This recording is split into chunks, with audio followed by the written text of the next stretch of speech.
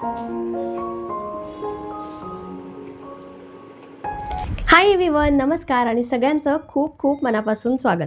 मला माहिती आहे मुलांच्या सुट्ट्या चालू आहेत, त्यामुळे आपण पण मस्त आरामात उठतो. आता मी असं म्हणणार नाही की तुम्ही लवकर उठा. उशिरा जरी उठले तरी मी काही दिवसापासून, जसं आता तर माझा प्रॉब्लेम चालू आहे. प्रॉब्लेम म्हणजे पायाचं दुखणं जे काही चालू आहे, त्याच्यामुळे माझी एक्सरसाइज चालू आहे. पण खरंच थोडासा आराम पडतो आणि उशिरा उठो किंवा कितीही वाजता उठो, पण थोडं 15 मिनिटं, अर्धा तास खरंच एक्सरसाइजची सुरुवात करा. आता जसं मी सुरुवातीपासून काही ना काही प्रॉमिस मला स्वतःला करत आली आहे. आता परत मी असं एक स्वतःलाच प्रॉमिस केलं आहे, की पुढचे 10 दिवस एकही दिवस मिस न करता, मग सकाळी 8 वाजता उठू देत किंवा मी 9 वाजता उठू देत, मला अर्धा तास एक्सरसाइज करायचीच आहे. आत्ता स्पेशली मी फक्त सायटिका आणि बॅक पेनची एक्सरसाइज करते. बॅक पेन होत नाही आहे, पण थोडंसं स्ट्रेचिंग वगैरे माझं चालू आहे आणि खूप जास्त फ्रेश आणि बॉडी ना एकदम अशी थोडी हलकी वाटायला लागते. आता माझा पाय दुखतोय ती वेगळी गोष्ट आहे, पण अदरवाईज तशी जर एक्सरसाइज केली ना, तर खरंच खूप भारी वाटेल. आता मस्त तयार झाली आहे. सगळ्यात आधी झाडांना पाणी घालते, कारण ते केळीचं पाणी म्हणजे केळीचे छिलके होते ना, त्याचं पाणी मी त्याचं पाणी मी बाल्कनीमध्ये ठेवलं आहे, कारण किती नाही म्हटलं तरी त्याचा थोडासा स्मेल येतो. तर सगळ्यात आधी आता तिथून सुरुवात करते. नाश्ता बनवायचा आहे. आज गुरुवार आहे, म्हटलं चला काहीतरी रस किंवा कुरडई तर नाही, पण रस, सुरगुंडे असं काहीतरी जरा चांगलं जेवणाचं बनवते. आणि चला त्याचसोबत मला आज क्लिनिंग करायची आहे. खूप दिवसापासून नुसतं असं चालू आहे की सकाळ संध्याकाळ जेवण बनवायचं, थोडीफार जी आवराआवर आहे ती करायची आणि धुणं भांडी फक्त नॉर्मल जे होतात ते चालू आहे. बाकी एक्स्ट्राचं मी काहीच करत नाही. आज थोडीशी क्लिनिंग पण करते आणि थोडंसं ऑर्गनायझेशन पण करून घेते. सो चला मग आपल्या व्हिडिओची सुरुवात करूया. आता हे एक नॅचरल फर्टिलायझर आहे, म्हणजे फ्लावरिंगसाठी किंवा किचन गार्डनसाठी खूप उपयोगी आहे. केळीमध्ये आपल्याला माहिती आहे पोटॅशियम, फॉस्फरस, कॅल्शियम आणि मॅग्नेशियम असतं आणि हे न्यूट्रियंट्स झाडाच्या ग्रोथसाठी महत्त्वाचे आहे. नवीन फुलं आणि पाने येते, झाडांची ग्रोथ पण इम्प्रूव्ह होते, पानं पिवळी पडत नाही खूप लवकर. त्यानंतर नॅचरल फर्टिलायझर आहे, म्हणजे केमिकल फ्री ऑप्शन आहे. मातीची क्वालिटी पण इम्प्रूव्ह होते. आता महत्त्वाचं म्हणजे ही जी साल आहे ती खूप दिवस पाण्यात नाही ठेवायची. 24 किंवा 48 तास पुरेसे आहे. आठवड्यातून एकदा द्यायचं आणि ओव्हर यूज करू नका, नाहीतर ना असं फंगस झाल्यासारखं होतं आणि इन्सेक्ट येऊ शकतात. आणि हां, हे कम्प्लीट फर्टिलायझर नाही आहे. यावरच फक्त झाडं ठेवायची नाही. कधी कधी कंपोस्ट किंवा टी पावडर किंवा असं जे आपल्याला वाटतं किंवा आणखी बरेचसे ऑप्शन आहे ते सुद्धा युजफुल असतात. आज ब्रेकफास्टमध्ये आईने जे आत्ता नवीन शेवया पाठवल्या आहेत त्या बनत आहेत आणि मागच्या वेळी बनवल्या होत्या ना, इतक्या चिपचिपीत झाल्या होत्या. मी विसरले होते की त्या नवीन आहेत आणि त्यांना थोडं थोडं पाणी टाकायचं. आज बघा कशा मस्त मोकळ्या झाल्यात. नाश्ता केला आणि त्यानंतर मग बाहेरचा एंट्रन्स क्लीन करायला घेतला. आता ह्या प्रेशर बॉटलचं मी तुम्हाला इतके वेळा सांगून झालंय ना, की मला वाटतं माझं ऐकून तुम्ही पण ही घेतली असेल. आणि असं काही आर्टिफिशियल असतील तुमच्याकडे फुलं, झाडं, त्यांच्यासाठी तर हे बेस्ट ऑप्शन आहे. आता बाहेरचा एंट्रन्स पटकन क्लीन करून घेते. घर सुंदर ठेवायचं म्हटलं की आपण सगळ्यात आधी ना हॉल, किचन, बेडरूम याचा विचार करतो. पण खरं बघितलं तर घरात येणाऱ्या प्रत्येक व्यक्तीची नजर ही सर्वात आधी आपल्या एंट्रन्सवर पडते. आणि म्हणूनच ना खूप दिवसापासून जी धूळ होती, जी अस्ताव्यस्त होतं, म्हणजे ती मला स्वच्छ करायची होती. आता कसं करणार आहे हे तर मी तुम्हाला बरेचदा सांगून झालंय, तसाच मी आज करते. आणि माझ्या मते घर कितीही सुंदर असलं ना तरी तिचा बाहेरचा एंट्रन्स परिसर जर धुळीनं भरलेला असेल, चपला अस्ताव्यस्त असतील, शू रॅकवर धूळ बसलेली असेल, तर म्हणजे थोडी वाईब बदलते घरात यायच्या आधी. कारण माणूस घरात येतो ना तो बाहेरूनच, त्यामुळे बाहेरचा परिसर म्हणजे आता मी असं म्हणत नाहीये की पूर्वीसारखं रोज सडा शिंपणं, रांगोळी काढणं सगळ्यांनाच आत्ता ते नाही जमत, आपण नाही करू शकत, रोज मलाही नाही जमत. पण तरीही मला असं वाटतं की एंट्रन्स कमीत कमी स्वच्छ आणि फ्रेश असला पाहिजे. आणि हे आर्टिफिशियल ग्रीनरी जे लावलं आहे ना ते दिसायला खूप सुंदर वाटतं, पण त्यावर इतकी धूळ बसते ना, म्हणजे परत परत साफ करूनही काही दिवसांनी ते पुन्हा तसंच होऊन जातं. आणि हे कंटिन्यू साफ करण्याचं काम आहे. कधी कधी धूळ दिसली की मनात विचार येतो माझ्या की अरे यार, माझ्या घरी येणारे लोक काय विचार करत असतील. जरी माहिती असतं की आपण आपल्या परीने सगळं मॅनेज करत असतो, पण तरीही हा विचार थोडं म्हणजे येतोच मनात मनात थोडं असं वाटतं. पण तरीही जेव्हा जमेल तेव्हा हे काम करून टाकायचं, कारण घरात येणारा जो काही माणूस आहे, जो काही व्यक्ती आहे, त्याची वाईब पॉझिटिव्हली घरात आली पाहिजे. मी असा विचार केला होता की सगळ्यात आधी क्लिनिंग करून घेते आणि त्यानंतर मग आरामात स्वयंपाक करेल, पण बापरे, मला खूप जास्त उशीर लागला तेवढा एंट्रन्स क्लीन करण्यासाठी. मग म्हटलं जर आत्ता पुढची क्लिनिंग करायला गेले ना तर स्वयंपाकात माझी काही इच्छाच लागणार नाही, म्हणजे मन लागणार नाही. म्हणून आता सगळ्यात आधी स्वयंपाक करून घेते. मस्त रस बनवायचा आहे आणि रस ना मला असा कट करून आंब्यांचा केलेलाच आवडतो. ते हाताने पिळलेले आंबे किंवा तो हाताने बनवलेला रस मला अजिबात खायची इच्छा होत नाही. म्हणजे जर कोणाकडे गेलो आणि रसाचा पाहुणचार असेल ना तर माझ्या डोक्यात खूप सारे प्रश्न येतात. आय होप म्हणजे तुम्हाला काय म्हणायचं आहे तुम्ही समजला असाल. कुणाला बघितलं ना तर तो रस मी कधीच खाऊ शकत नाही. कुणाकडे गेले तर ते रसाचं काम ना मी घेत असते की मी बनवते रस. आणि रियांश सहसा रस खात नाही म्हणून त्याच्यासाठी ना असे आंबे कट करून ठेवले, म्हणजे जेवल्यानंतर किंवा जेवताना त्याला खाता येईल. कधीतरी थोडासा रस खातो पण त्याला एवढा रस नाही आवडत. चला आता पटकन सगळा स्वयंपाक करून घेते आणि आंब्याच्या रसाबाबतीत जसं मी सांगितलं तसं कोणाकोणाला होतं नक्की मला कमेंट करून सांगा. स्वयंपाक करून झाला तोवर उशीर झालाच होता. मग जेवून पण घेतलं, जरा वेळ झालाय जेवून आणि आत्ता ना मला लिव्हिंग रूमची क्लिनिंग करायची आहे. कारण आत्ता जर हे काम सोडलं तर ते पुढे कधी होणार मला माहिती नाही. आता खरं सांगायचं तर घरात येणारी व्यक्ती ना सर्वात जास्त कुठे बसते तर आपल्या हॉलमध्ये बसते.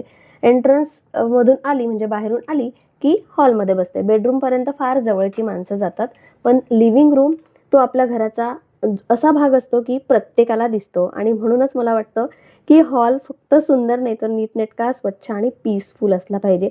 सगळ्यात आधी तर मी सोफा क्लिनिंग करून घेते, कारण खूप दिवस झाले तो सोफा क्लीन व्यवस्थित झालाच नव्हता. खूप जास्त धूळ बसली आहे आणि त्याची डिझाईन पण अशी आहे, म्हणजे कधी कधी असं वाटतं की आपण डिझाईन बघून असं काहीतरी करतो आणि नंतर त्याची क्लिनिंग खूप करावी लागते. पण ठीक आहे, आपण जिथे राहतो ते स्वच्छ नीटनेटकं असणंही गरजेचं आहे. आता मी क्लीन आणि ऑर्गनाईज करते, त्याचसोबत ना आणखी एक गोष्ट मला शेअर करायची आहे. म्हणजे एका हाऊसवाईफचं काम खरंच कोणाला पूर्णपणे दिसतं का? कारण तिचं आयुष्य ना म्हणजे न संपणारी एक ही प्रोसेस असते.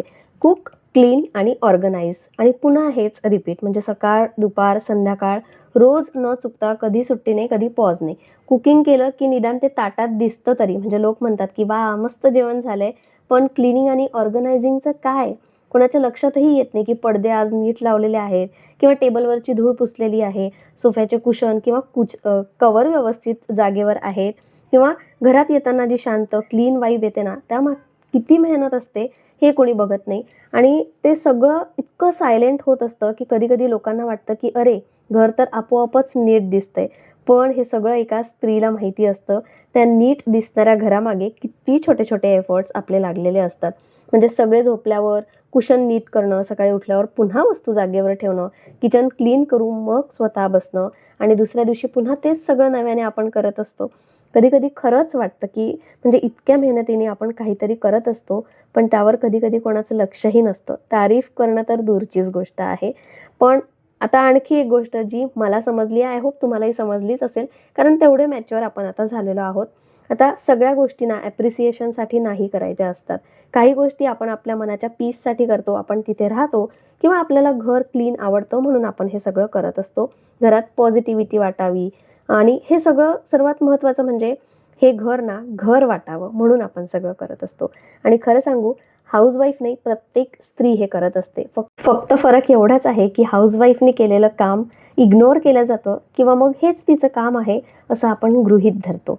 प्रत्येकाच्या बाबतीत असं नसतं सगळं. घरी राहणाऱ्या महिला किंवा त्यांनाही कामात मदत मिळते आणि त्यांनाही ॲप्रिसिएशनसुद्धा मिळते.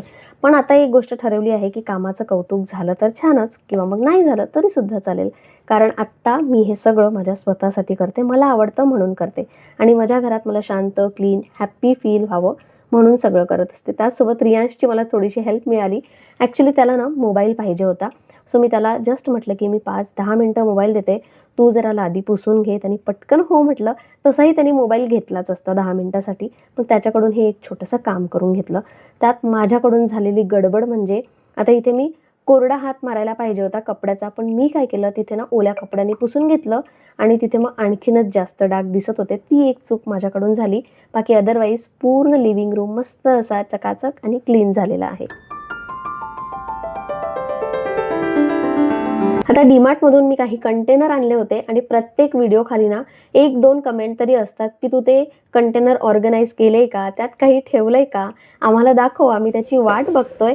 आता बघा, हे जे 3 आहे स्टील प्लस ग्लास कंटेनर ते चहा, मिल्क पावडर आणि गुड पावडर यासाठी मी आणले होते. फक्त एवढे ऑर्गनाइज झालेले आहे. बाकीच्या डब्यांमध्ये सामान ठेवायचं बाकी आहे. मी आता सामान आणेल तेव्हाच नंतर तुमच्याशी शेअर करेल की मी ते कसं ठेवलं आहे किंवा मग त्या डब्यांमध्ये काय ठेवलं आहे. कारण जसं आता मी हॉल क्लीन केलेला आहे तसंच मला किचन क्लिनिंगची पण गरज आहे. सो किचन छान असं क्लीन झालं की मस्त ते ऑर्गनाइज करेल आणि तुमच्याशी झालंच तर किचन टूर पण परत एकदा शेअर करेल. एवढ्या दिवसानंतरचा आजचा दिवस मला प्रोडक्टिव्ह वाटतोय. सकाळपासून माझी बरीचशी कामं झाली. मस्त निवांत बाल्कनीत बसून चहा घेतला आणि जरा पायाचं दुखणं बरं झालं की म्हणजे आपल्याला जरा बरं वाटायला लागलं ना की आपली धावपळ चालू असते. थोडक्यात मला हे सांगायचं आहे. कपडे पण तसेच पडले होते. आता ते पटकन आवरून घेते आणि त्यानंतर मग संध्याकाळच्या स्वयंपाकाची तयारी. मस्तपैकी आंघोळ करून फ्रेश झाले आणि तशी दोनदा तर माझी आंघोळ होतच असते. पण म्हटलं की डिनर बनवून झाल्यानंतर आंघोळ करेल पण खूप उशीर झाला असता. मग दिवाबत्ती करणं संध्याकाळचं ते जे आहे ते संध्याकाळीच बरं वाटतं. तर आता सकाळचं कसं रस ते स्वरगुंडे वगैरे सगळं काही होतं तर थोडंसं आहे. म्हटलं आता मी दहीवडा बनवते. मागे ती चाट बनवली होती ना त्याची ग्रीन चटणी आहे प्लस ती चिंचेची चटणी आहे. आता अश्विनला मी फक्त दही आणण्यासाठी पाठवलं आणि त्यांना समोसा खायचा होता म्हणून ते सोबत समोसा पण घेऊन येईल. मस्त अशी समोसा चाट पण मी बनवेल. तर कमी भूक आहे आणि खूप असे जास्त मला बनवायचेच नव्हते ॲक्च्युली. नाही तर काय होतं ना खूप दिवसानंतर बनतात आणि मग ते इतकं जास्त हेवी होऊन जातं. तशी उडदाची डाळ थोडीशी हेवी असते म्हणून म्हटलं नको जरा लिमिटेडमध्ये म्हणजे सकाळचं थोडंसं आणि दहीवडे. मला माहिती आहे दहीवडे बनल्यानंतर सकाळच्या जेवणाकडे कुणाचंच लक्ष नसतं. थोडासा राईस आहे जे काही आहे ते उद्या सकाळवर ढकललं जातं. पण बघूया आता काय होतं. चला पटकन आता मी दहीवडे बनवून घेते म्हणजे ते दोघं जण आल्यानंतर 8 वाजता तरी सगळं काही रेडी असलं पाहिजे.